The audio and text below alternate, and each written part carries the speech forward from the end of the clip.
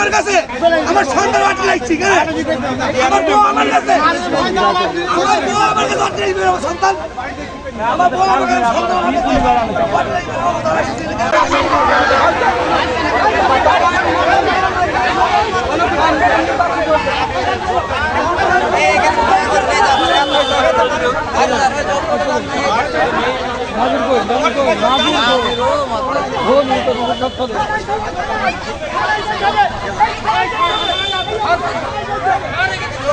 আর 4 বছর আমার বউ আমার কাছে, আর 4 বছর আমার বউকে ওরা আটকে রেখেছে, আর 4 বছর হবে আমার বউর সাথে আমার কথা বলে না। আমার মেয়ে তিনি আটকে রাখবে কেন বলেন? কোর্টে এসছে, কোর্টে তাদের মেয়ে আমার কাছে কোর্টে এখনো রায় হয়নি, বুঝলেন? আমি আমার মেয়েটা করে নিতে পারবো না, আমি করে নিতে দিচ্ছি না, আমার কাছে মারা ধরা করছি কেন?